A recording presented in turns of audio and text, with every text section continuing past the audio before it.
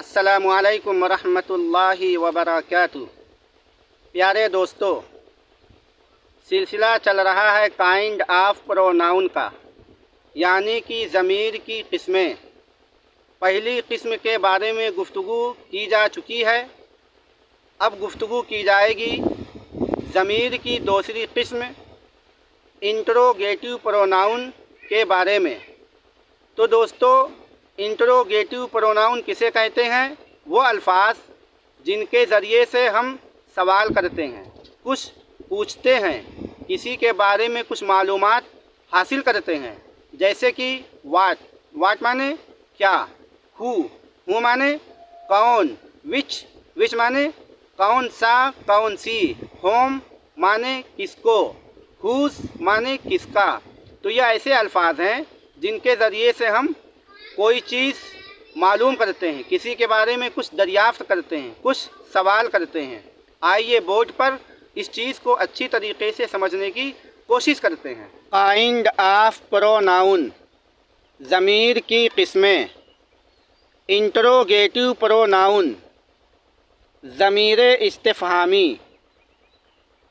ज़मीर इस्तिफ़हामी कहते हैं उन ज़मीरों को जिनके ज़रिए से सवाल किया जाता हो।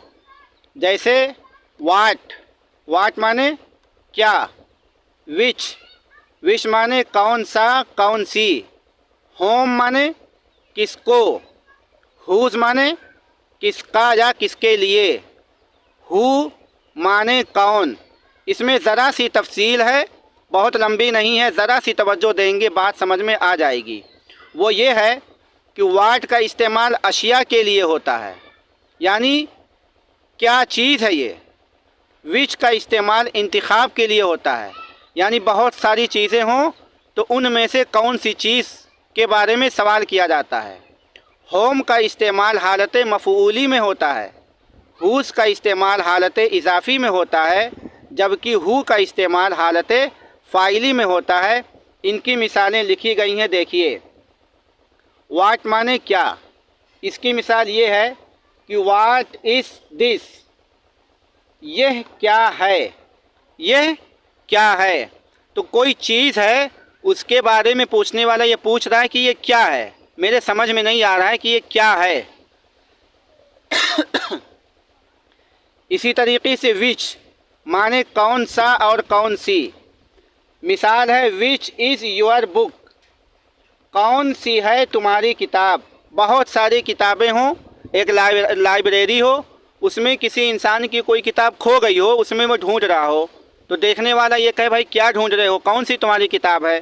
तो अंग्रेज़ी में ये कहना पड़ेगा विच इज़ योर बुक, कौन सी है तुम्हारी किताब। तो विच से ये पता चल रहा है कि लफ्ज़ विच से इंतिखाब किया जा रहा है, कि बहुत सारी किताबों में से एक किताब के बारे में पूछा जा रहा है कि कौन सी है तुम्हारी किताब। होम माने किसको, तो ये होम हालत मफ़ऊली में इस्तेमाल होता है। मिसाल है होम डू यू लाइक, तुम किसे पसंद करते हो। तो होम यहाँ पे हालत मफ़ऊली में इस्तेमाल हो रहा है। हुज माने किसका, हुज इज़ दिस पेन, किसका है ये कलम, किसका है ये कलम। तो हुज यहाँ पे हालत इजाफ़ी में है, यानी कलम की इजाफ़त किसी इंसान की तरफ की जा रही है। तो पता ये चला कि हुज का इस्तेमाल हालत इजाफ़ी में किया जाता है, जबकि हु का इस्तेमाल हालत फ़ाइली में किया जाता है। जैसे हु आर यू, तुम कौन हो, हु आर यू, तुम कौन हो। दोस्तों, ये देखिए नीचे लिखा हुआ है मिरआतु लुगतिन उखरा, यानी कि एक ज़बान का आईना एक दूसरी ज़बान है, एक ज़बान का आईना एक दूसरी ज़बान है। दोस्तों, मेरे प्यारे दोस्तों, इस वक्त का तकाज़ा है कि इंग्लिश को सीखा जाए, उसको समझा जाए, उसको बोला जाए और उसको पढ़ा जाए।